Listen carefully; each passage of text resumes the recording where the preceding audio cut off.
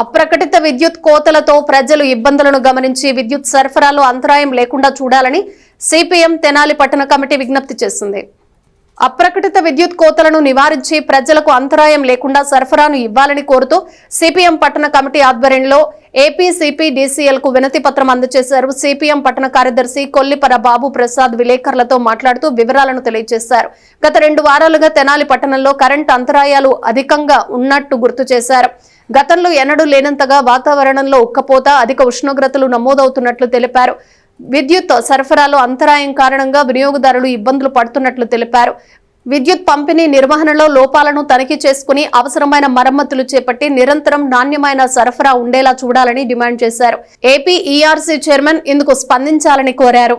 గత 2 వారాలుగా తెనాలి టౌన్లో అప్రకటిత విద్యుత్ కోతలు, పవర్ ఇంటరప్షన్స్, ఎప్పుడు పవర్ వస్తుందో తెలియదు, ఎంతసేపు ఇంటరప్షన్ ఉంటుందో తెలియదు, తిరిగి ఎప్పుడు వస్తుందో తెలియదు. దీనివల్ల వాతావరణంలో విపరీతమైనటువంటి టెంపరేచర్, హ్యూమిడిటీ ఎక్కువగా ఉండటం వలన విద్యుత్ లేని సందర్భంలో ప్రజలు ఇబ్బంది పడటం ఒక భాగం. దీనిలో సాంకేతిక పరమైనటువంటి ఇంకొక ఇబ్బంది ఉంది. అది ఇన్ రష్ కరెంట్ అని చెప్పేసి అంటారు.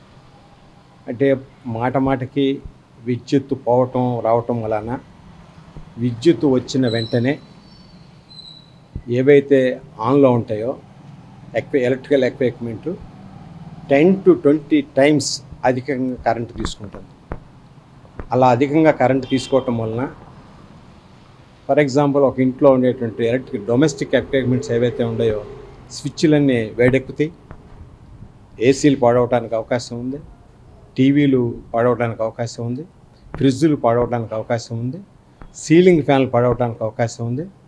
అట్లాగే ఫ్రిడ్జ్లకి ఏసీలకి పెడుతున్నటువంటి స్టెబిలైజర్స్ ఏవైతే ఉన్నాయో అవి కూడా పాడవడానికి అవకాశం ఉంటుంది. ఎందుకనంటే ఆ స్టెబిలైజర్లో కూడా ఎలక్ట్రానిక్ ఇవి ఉంటాయి, ట్రాన్స్ఫార్మర్స్ కూడా ఉంటాయి. అందుకని 10 to 20 టైమ్స్ అధిక కరెంటు తీసుకోవటం వలన అవన్నీ కూడా పాడవటానికి అవకాశం ఉంటుంది. ఇంకోటి ఏమిటంటే సబ్స్టేషన్లో కూడా ట్రాన్స్ఫార్మర్స్ పాడవటానికి అవకాశం ఉంటుంది, స్విచ్ గేర్స్ పాడవటానికి అవకాశం ఉంటుంది. ఇప్పుడు న్యూసెన్స్ ట్రిప్పింగ్ అని చెప్పేసి అని అంటారు. అంటే చీటికి మాటికి పవర్ ఇంటరప్షన్స్ ఉండటం వలన స్విచ్ గేర్లు కూడా ట్రిప్ అవుతుంటాయి. ఇట్లా అవి ట్రిప్ అవ్వటం వలన మళ్ళీ ట్రాన్స్ఫార్మర్ కూడా పాడవడానికి అవకాశం ఉంటుంది. అయితే దీనికి ఏంటి ప్రత్యామ్నాయం లేదంటే అని చెప్పేసి ఉంది, ప్రివెంటివ్ మెయింటెనెన్స్ అని చెప్పేసి అని అంటారు.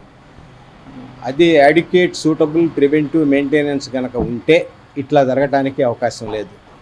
ఇవాళ కనుక మనం ఏ సింగిల్ పోల్ ట్రాన్స్ఫార్మర్ దగ్గరికి వెళ్ళినా, డబుల్ పోల్ ట్రాన్స్ఫార్మర్ దగ్గరికి వెళ్ళినా, లేదు ఏ సబ్స్టేషన్ దగ్గరికి వెళ్ళినా మల్టిపుల్ జాయింట్స్ ఎక్కువగా కనిపిస్తున్నాయి. ఈ మల్టిపుల్ జాయింట్స్ ఉండటం వలన లైన్లో రెసిస్టెన్స్ ఎక్కువ పెరిగి ఓవర్ కరెంట్ తీసుకోవడానికి అవకాశం ఉంటుంది. అందుకని టౌన్లో అన్ని చోట్ల ఈ జాయింట్స్ అన్నింటినీ తీసేసి స్ట్రైట్గా కండక్టర్లని వేయాల్సినటువంటి అవసరం ఉంది. అట్లాగే ప్రతి చోట ఎర్తింగ్ అనేటువంటి చేయాల్సినటువంటి అవసరం ఉంది. రెండోది పీరియాడికల్ మెయింటెనెన్స్ ఏదైతే ఉందో అవి చేయాల్సిన అవసరం ఉంది. ఈ 3 లేనందువల్లనే మనకి విద్యుత్తులో ఈ అప్రకటిత కోతలు అనేటువంటి ఉంటున్నాయి. విద్యుత్తులో 3 ప్రధానమైన భాగాలు ఉన్నాయి. ఒకటి పవర్ జనరేషన్, అది లిమిటెడ్ ఏరియాలోనే ఉంది. రెండవది ట్రాన్స్మిషన్, ఓవర్ హెడ్ లైన్స్, అది కూడా లిమిటెడ్ ఏరియా. మూడోది వచ్చేటప్పుడు డిస్ట్రిబ్యూషన్, ఇది చాలా విస్తారమైనటువంటి ఏరియాలో అన్ని రకాల వినియోగదారులకి పవర్ సప్లై చేయాల్సిన అవసరం ఉంటుంది. అందుకని ఈ పవర్ సప్లైలో ఈ ఇన్ రష్ కరెంట్ ఏదైతే ఉందో అది లేకుండా చూడాల్సిన బాధ్యత అధికారులు ఉంది.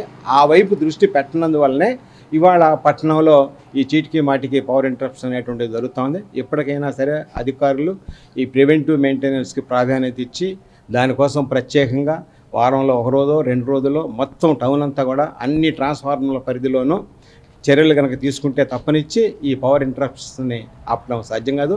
ఆ రకమైనటువంటి చర్యలు తీసుకోవాలని చెప్పేసి సిపిఎం మేము ఏపీసీపీడీసీఎల్ కంపెనీని డిమాండ్ చేస్తున్నాం.